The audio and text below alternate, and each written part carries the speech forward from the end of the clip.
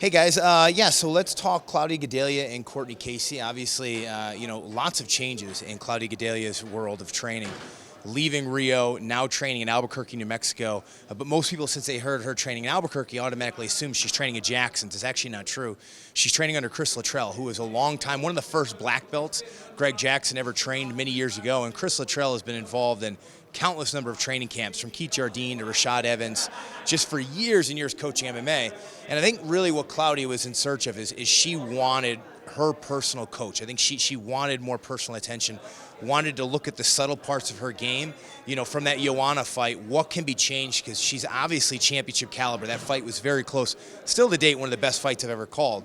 And now training in altitude, doing strength conditioning.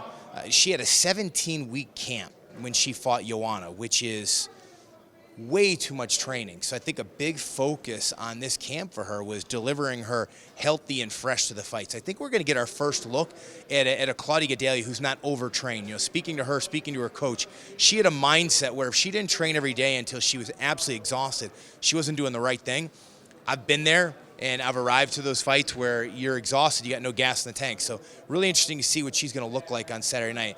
On the flip side, she takes on Courtney Casey. Now, Courtney, when she made her debut on short notice against JoJo Calderwood, she was someone that when I watched her fights prior to the UFC, I thought would be a factor in this division. And I still believe that, and I think now her last two fights, we've seen her come out with 2 first-round finishes. We're starting to see that happen. She's really starting to catch her rhythm, her stride. And it's not so much that it's technically, she's been able to secure some takedowns, show her ground game. She has improved in her striking. Her skills have gotten better. But most importantly, and more, the thing that stands out the most to me is her attitude. She's walking into the octagon now believing she can win, and she's being very, very aggressive in doing so. And so the mystique of fighting a Claudia Gadelha, that name, the woman who just challenged for the title, who almost became champion, I don't think that's going to affect Courtney. I think Courtney's going to go in there and she's going to play and go for her game and knows this is her chance. This is her opportunity to really get on the radar to be a strawweight title challenger. And so I think she'll take advantage of the opportunity. Interestingly enough, though, for her training camp, she was actually in a car accident right after she agreed to this fight.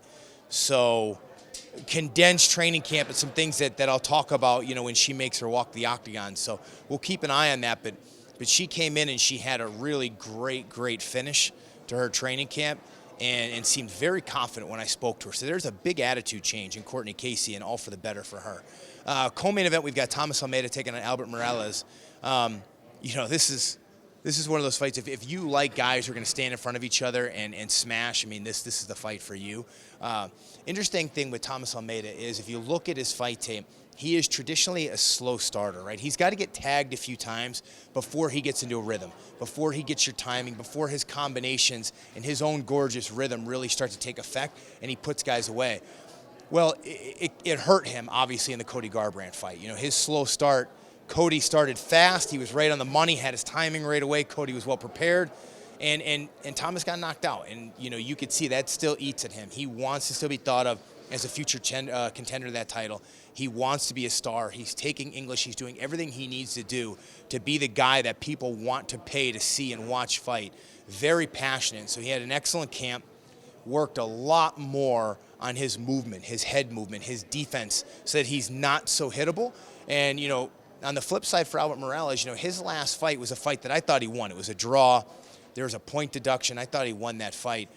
Regardless, here he is, and he's got an amazing opportunity, and he knows that. He's a very live underdog in this fight. He's a fresh fighter, not with a lot of mileage on him. He can take a shot to the chin, and he can deliver some hard punches. Most importantly, this is his second UFC fight.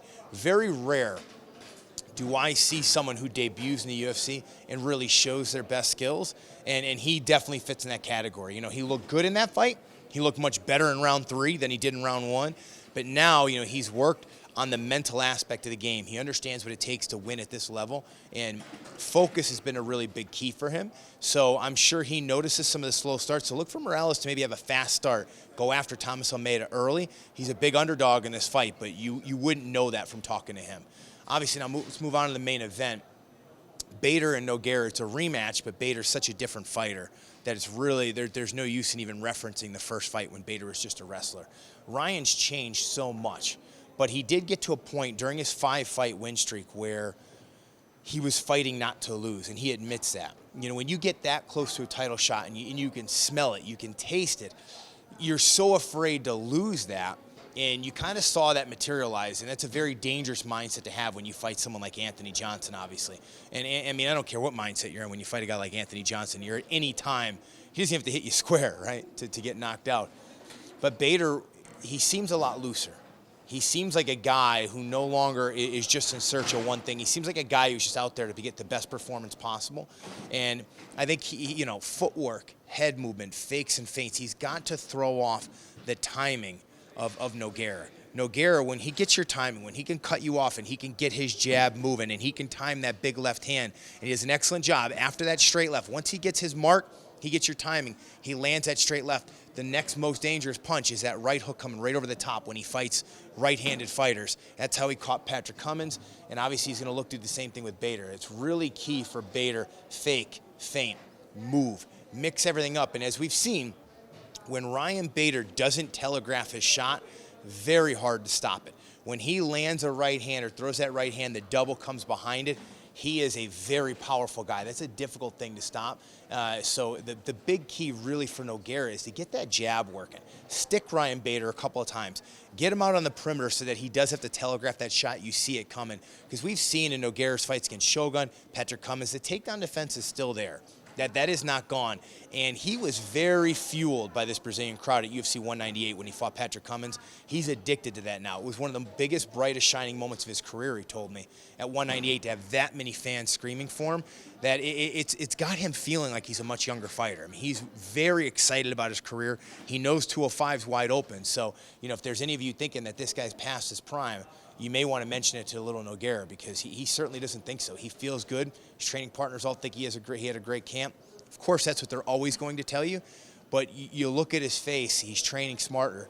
He really believes this is a very winnable fight for him, especially since now he gets back-to-back training camps against a similar styled opponent. There was a period where he thought he was fighting Gustafsson. He started bringing in taller training partners, but he had enough prep where he could scrap that and go back to what he had for Cummins and really just build off what he worked there. So really interesting fight in the main event. And, talking to Daniel Cormier this week, he thinks the winner of this fight could challenge for the title next, because John Jones isn't back until next summer.